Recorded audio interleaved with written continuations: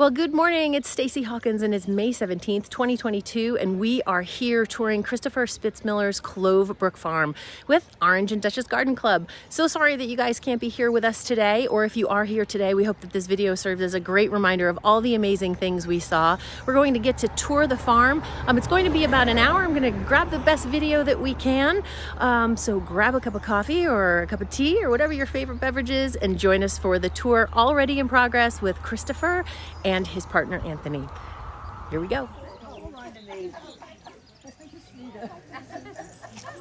I'm missing Gail. There you go. We have a buddy up.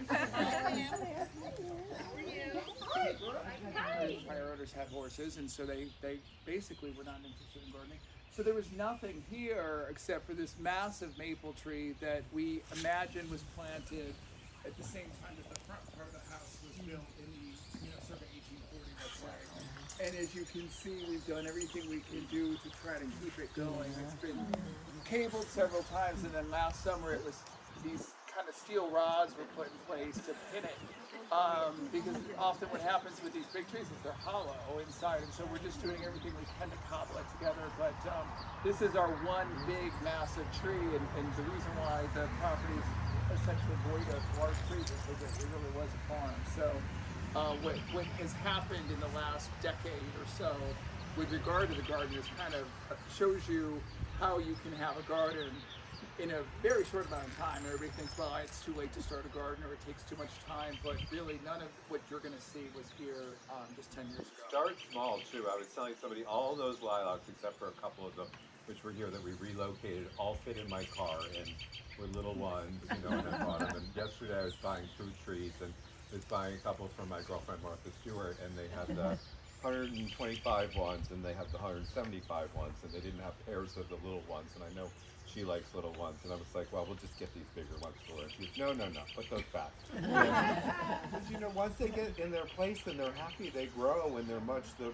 hornbeam that we have that you'll see in there started off as little whips, and we just trimmed it, and within 3 years, the adage of the first year it sleeps, the second year it creeps, and the third year it leaps is absolutely true around here. I heard that. It's great. So we're going to walk down this way, and we'll look at the lilacs, and we'll sort of walk around. It'll probably take us an hour to see everything, but we'll talk and have questions along the way. We can kind of split up into two groups because we're kind of a big thing, and Anthony can talk to some people, and I can talk to some people. So. Can I just Anthony needs to.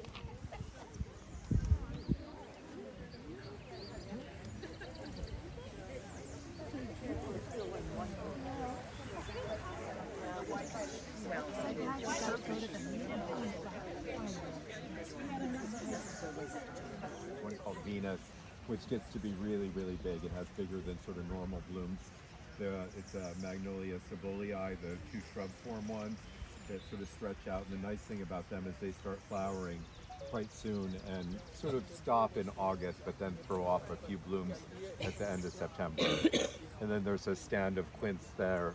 And in the beginning, when I started to plant bulbs, I would plant about 2,000 narcissus around the pond every year and fill that up slowly. So we planted 14,000 of them on the hill embankment last year. We have 5.5. It's not that.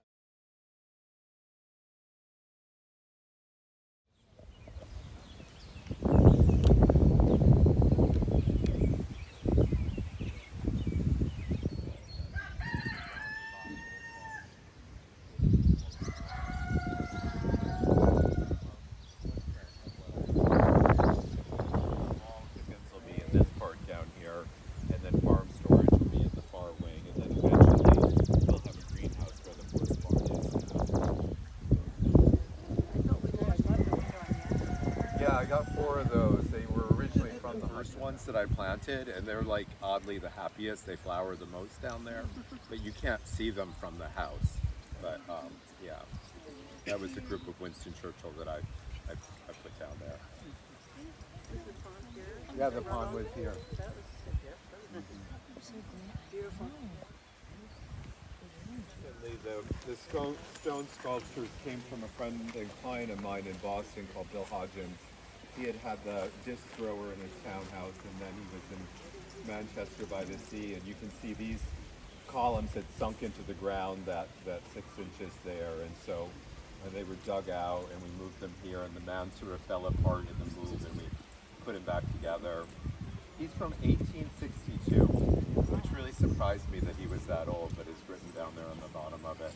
And Anthony has planted all of this stuff within the last 10 days. It's funny, like it looks like it's been here forever, like it's just gone in. Wow. I love the organic leaf-shaped stem. I love all the stream. It's nice to have them on the flat rocks. Yeah. Chris, is that tree new? No.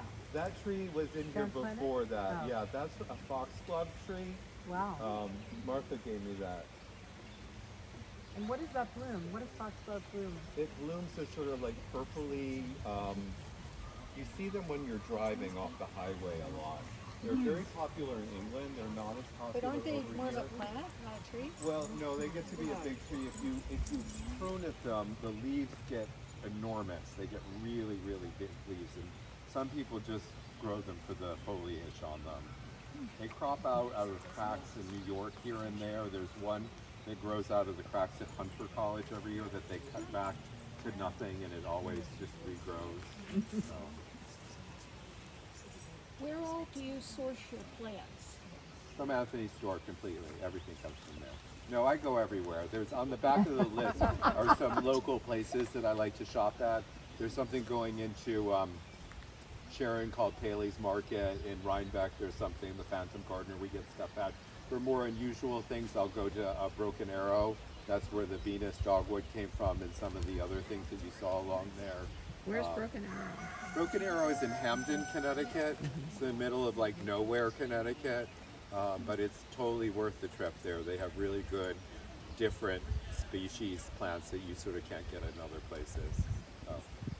From here it's about an hour and 15 minutes. So Actually, my daughter lives in Hamden, so she does. I can make 2 trips in one. Here, that will be graded, and you can come out and drop the floor off this wall and let it compost and then spread it around. These over there, and these are the Sebastopol geese. The Sebastopol are the ones that we breed. They're a little aggressive right now because they're setting on eggs, and so they're making a little bit more noise. Regularly, we would have them out.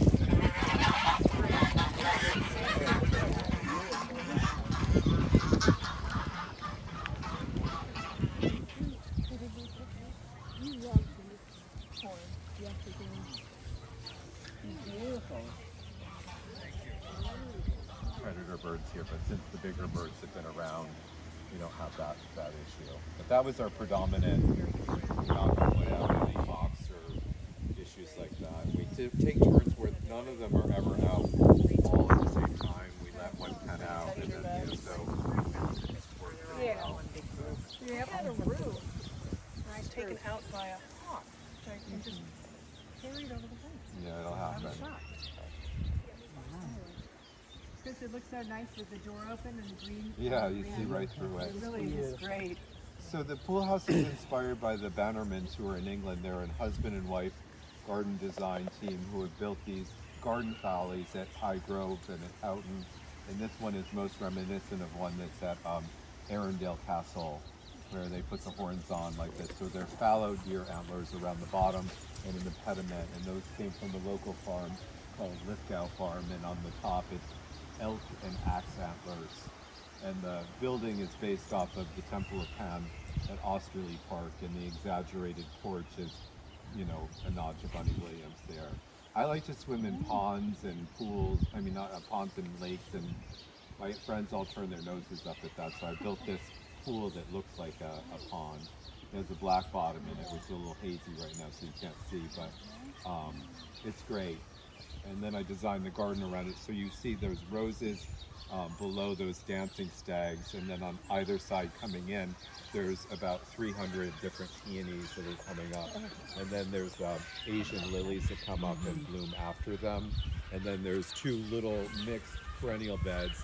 And then this is a long stand of dahlias that we leave in the ground all winter long. And we put a house up over it so that it keeps the water out.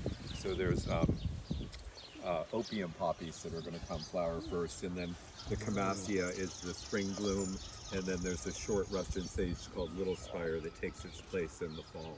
So I have to really spend the time to get that on there. So I do list in the back of it all the places that I like to get like peonies and lilies and stuff from. So all the sources that I use are in there too.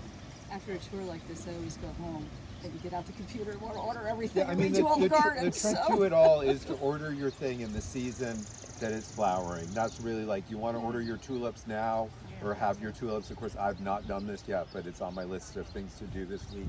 Like, order your peonies now, you know, like all this stuff. Because if you wait till the fall, you're liable to get a sold out sign. And it's just so much easier to do it now and stuff. I mean, the hazard is we forget what we've ordered sometimes. So I try and take screenshots and keep a folder of the new stuff that's coming. So like after visiting Martha and seeing her like woodland of daffodils, I ordered from Color Blends, which had the best bulbs, and we did a whole different thing. So we just plunked, Anthony did lines of sort of egg-shaped areas, so they were all intertwined of this group here and that group there, and they all flowered at different times. But the Color Blends bulbs, I think, were the best bulbs of any of them that I've gotten. They shot out of the ground, and you know, I don't know if it's them being on this hill here that made them so magical, but it was great. The Color Blends.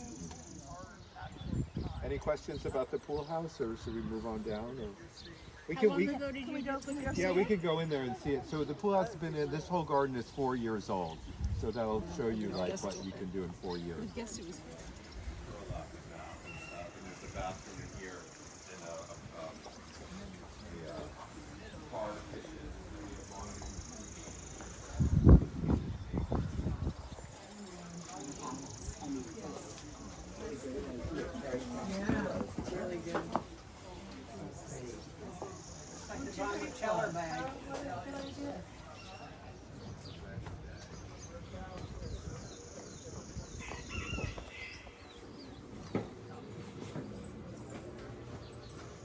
No, we're really lucky in this valley. We don't have water issues. So there's one well for this house, and there's one well for the Grange Hall, and I've never run out of the dry. Perfect. Fun. Yeah. Absolutely perfect. I found them on Instagram. I got one slate one and one soapstone one that are connected. The countertops, Chris? No, sinks. Oh, the sinks. Sinks. I had originally planted these little whips that came from trees of antiquity around the Dovecote, and they outgrew the space, and so we picked them up and had somebody move them, and you can see where all those daffodils were behind them. Yeah. And so we're creating in LA, and I got a couple of cherry trees to go in this spot here, and there's a couple of pears.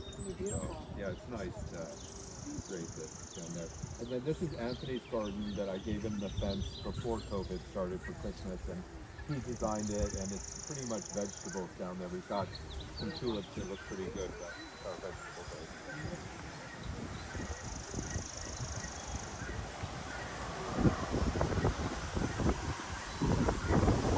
Real brush on the bottom. Yeah, like a brush to put on there. I was like, what kind of plant is that? I know. So all different things go in here. There's some cabbage along the thing. You've got some kale in, some lettuce coming up. A lot of stuff we direct sow in here. There's asparagus, there's sorrel, we have beds of onion. It's all just sort of beginning in here. Yeah, we're big cooks.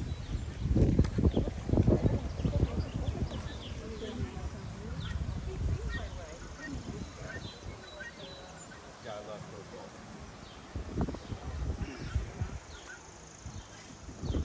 With vacant information, who I would like approach to buy it if it was ever for sale, and I didn't make the call because I hadn't tackled my kitchen yet. I was like, you need a new kitchen before you can build a next door. This fate would have it, like literally 2 weeks later, this elderly gentleman comes down my driveway. And he goes, I'm president of the Grange, and we're looking to sell it. And I go, well, how much do you want for it? He's like, 150,000. I was like, I'll take it. I bought it because of the proximity to my house, and you know, I had no idea what it was going to be. And in the beginning, some friends rented it from me, and we put the outdoor shower in for them, and we had like movie night upstairs. There's a great double high ceiling up there, and they got a projector. And then it eventually became a studio on the down floor of it. And so all of our plates and dishes and stuff are made from there.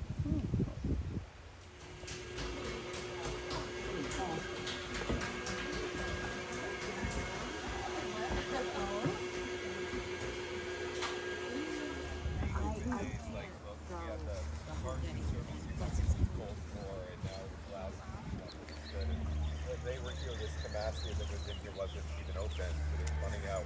Even 2 days will change things. So there's white daffodils in the center, there's catmint underneath the trees. The deer don't like the catmint, so we do have things like that around that dissuade them. And then there's Spanish bluebells on the far end of it. And who's on the very end, Chris? It's a fox that came from Duke Farms. He had belonged to Doris Duke It's before. amazing. Yeah. Beautiful. The same artist who did the dogs on the porch did them. There's Wonderful. a boar that was the pair to him, so maybe one day we'll have a boar down here.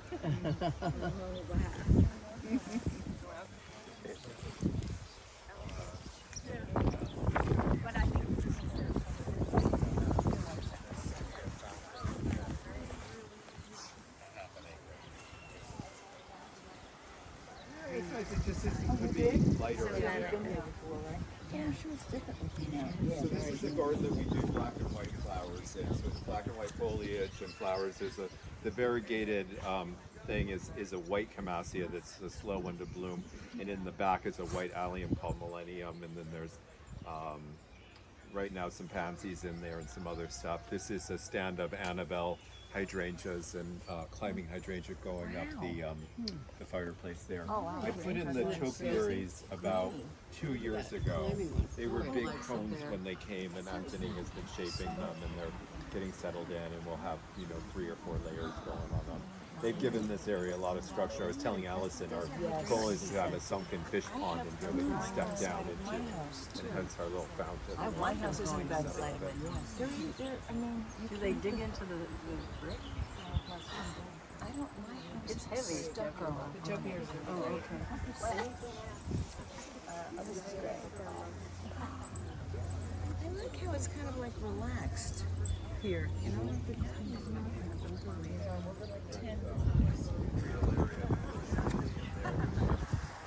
Eden rose growing up the center of it, and then I have sweet peas that I planted by seed that grow along the center of it, and there are dahlia tubers in there, so you have a succession of the sweet peas and the dahlias. And we put a different sort of annual in here. We're going to color block it with some euphorbia and some sort of like acidy green color foliage stuff. I've got a few peonies on that side, and then delphinium and a few lilies over there. And then there's 2 big herbaceous beds in here. On the outside of them, there's Miss Kim lilacs, and then the hydrangeas are something called White Phantom, which is a panicular one that flowers before the rest of them do. And then the dovecote, which is where all my crazy pigeons and doves live. Oh, Chris, something grow up these trellises? Or Yeah, the sweet peas grow up them first, and then the dahlias grow up them second.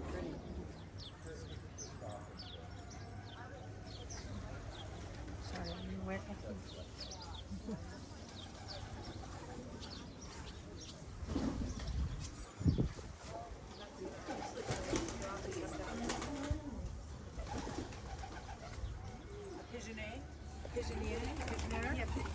Yeah, They're called buckboard that we breed and raise. And then this is a mixed coop of birds. I have buffs, and I just got lavender buffs. They're 2 weeks old. They're great egg layers. I hope. Wow, look at the spikes on that guy. Yeah, he's been around for a while.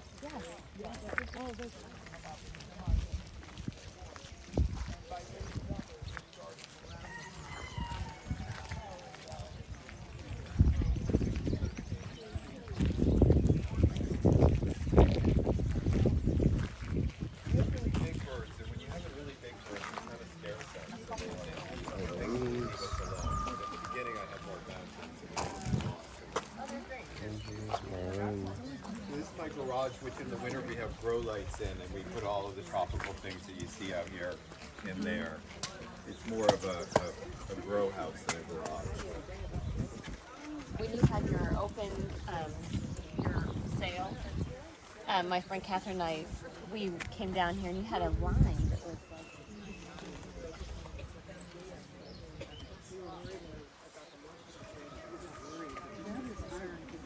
Front of it, that little teeny porch was really meant to just house the grill, and I got it all done, and I couldn't bear looking at the fucking grill. And it became a porch, which if I had known it was going to be a porch, I would have made it really deeper than it is. But it's good. Where'd the grill go?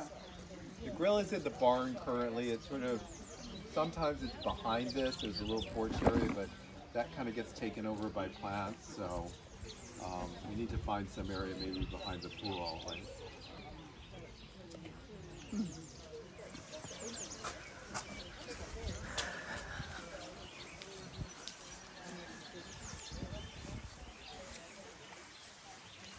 so we have our herb beds right by the kitchen. Yeah, they're old English. Ceramic? Yeah. Are they hard to find? Yeah. I would think so. What about the new ones? Where would you think would be the best choice? I don't know. I want to make some, but we haven't made any yet. You could make great ones. Is it a different they clay do really for the good. It's a outdoors? different clay for the outdoors that can take being out here all the time. Yeah. Beautiful. Does the glaze help their The being glaze and the outdoors? firing temperature, I mean, they're fired to a much higher temperature than my pottery is. Yeah, somebody's riding along there. Hi. Staged by Christopher. Garden tour.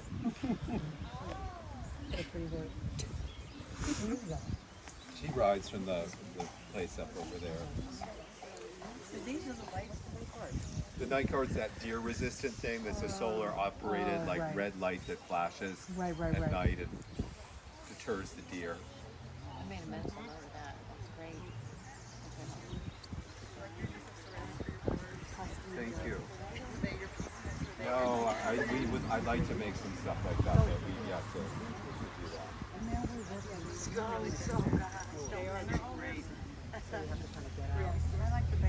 Some of them came from Canada, some of them came from an antique dealer in Nashville. They're mostly English and French.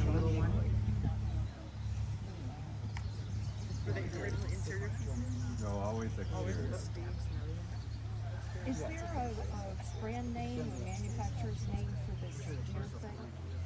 Well, as I was saying, it used to be called Night Guard, but I think it's called something else now. Look for solar powered deer thing, you know. You said on You can get them on Amazon. So you know who told me about it? Susan Maloney. People have had mixed results. I've had really good luck with them, but I can't say it's gonna like. It's not the only It's not the only thing. I think the birds here help a lot. I think the dogs help a lot. I think it's a combination because when I first got here and we didn't have so much going on, I would pull in the driveway on a Friday night and there would be like 17 deer right here. You know, I mean, we're like deer. You know, Dutchess County is like wine capital of the world, and the coyotes we can hear move from the valley over there up overnight, but they don't bother us. They just are here, so we're very, very lucky. Hi there, it's Stacy Hawkins. I hope that you enjoyed this great tour of Christopher Spitzmiller's Clove Brook farm. It was really wonderful being here today. I apologize that it's a little bumpy. It was really tough to keep up with him, but we did the best we could, and I hope the audio comes out okay. Of course, for more information on the great gardens here in this great property, check out Christopher's book. And from Pam and I and everyone here at O&D, we wish you were here with us, but we do hope that you're happy and safe wherever you are and enjoyed this video. Have a great day. Take care. Bye.